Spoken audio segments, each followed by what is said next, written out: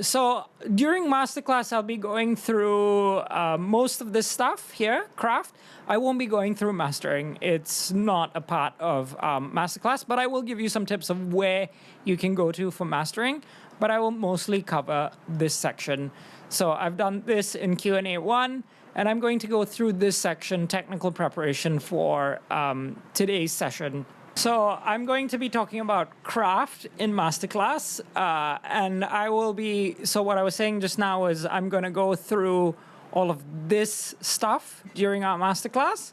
I'm not going to go through mastering. And today's session, so I went through this session in Q&A 1, and we're going to go through this section in Q&A 2. So let's first talk about space. So having a comfortable space where you can work is really important, and not just having a comfortable space, but setting up your room in an intelligent way will help you save you a lot of time.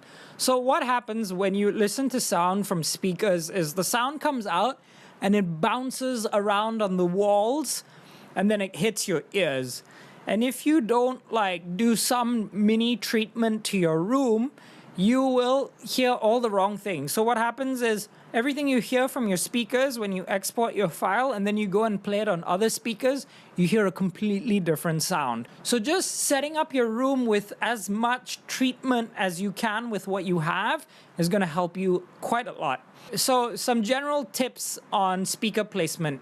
You angle your speakers towards you. Your ears, you see this, these are called tweeters here. I don't know what kind of speakers you have. If you don't have speakers and you have headphones, this is not going to be an issue. But your ears should be in between this section here. And then avoid placing the speakers directly against the wall. You should bring it a little forward from the wall. Let's see. And then the speakers have to be the same height with each other.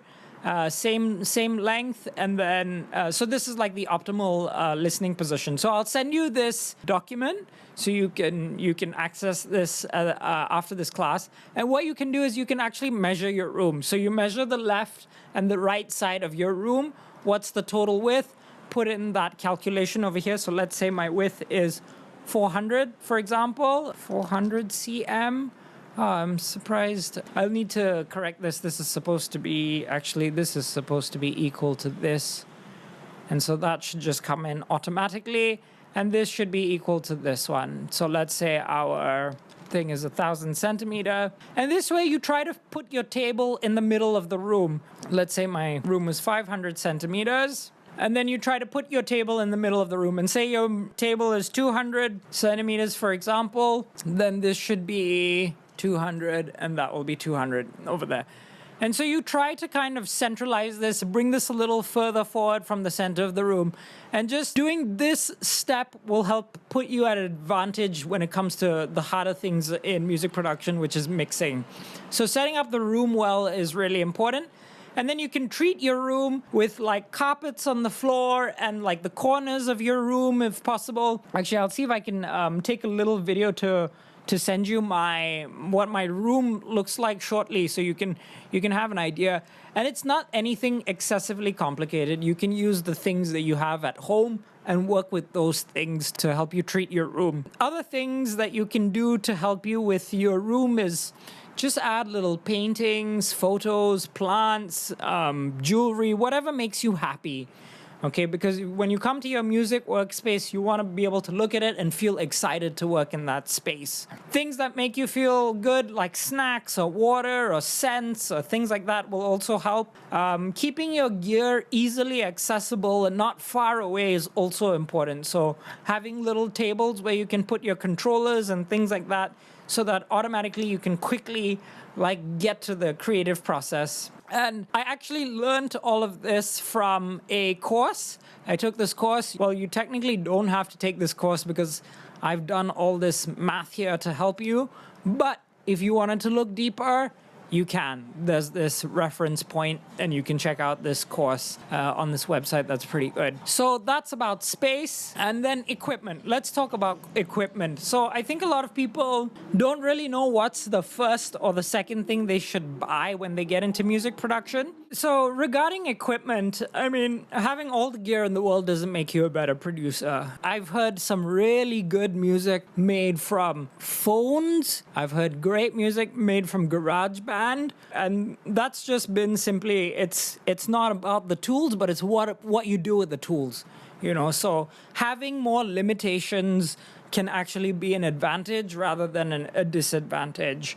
So this is just kind of a little list of how you can grow, how your kit can grow. I mean, even if you have all the kit here, that can actually be more difficult to work with than just starting here and having very little kit.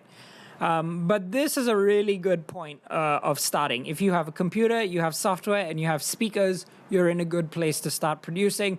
An audio interface and a mic is a huge, huge bonus. It's not mandatory, but this is kind of like how generally I think the natural progression of how producers acquire gear. And acquiring gear should come more from a place of need rather than a place of I want it because I've seen other people have it. It should come as a result of, oh, I need to do this thing, so I need this equipment, rather than, oh, if I have that equipment, I'm going to become really good. So just something to keep in mind in terms of when you're acquiring more equipment as you grow older in your musical career. There's also this equipment acquisition resource here. So if you wanted to buy something, you can put it in here, do some research on where you can buy it, put a cost, and then you have that in your subconscious. Writing things down is a huge advantage in terms of realizing the things that you write down.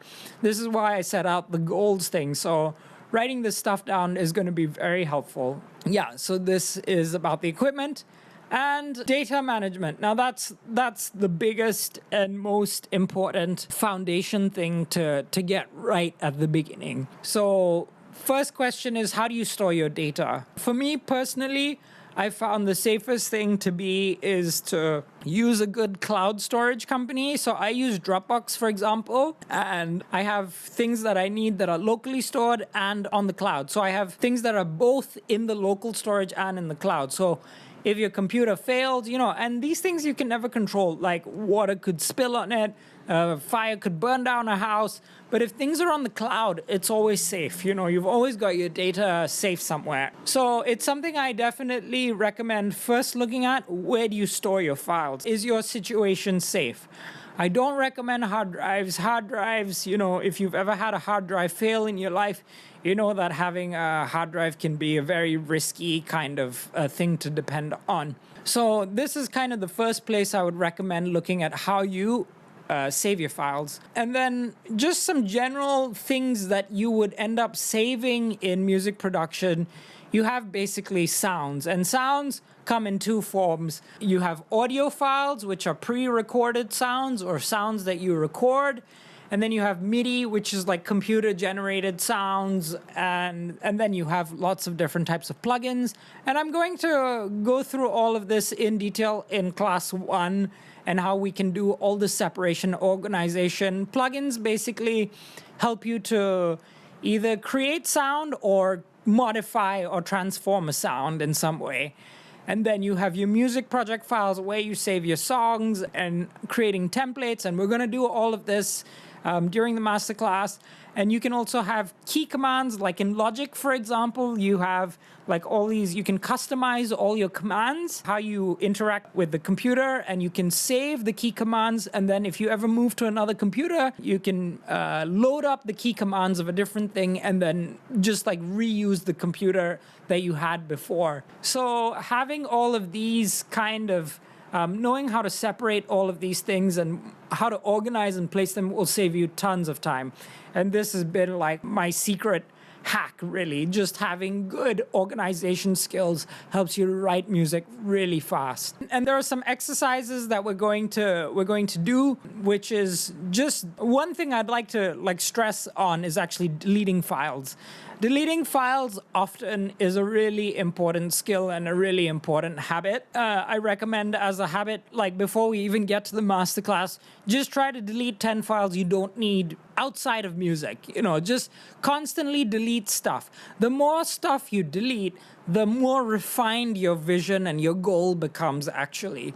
So we tend to acquire a lot of unnecessary stuff, and making this a good habit, deleting, will really take you into a very focused and sure, certain path.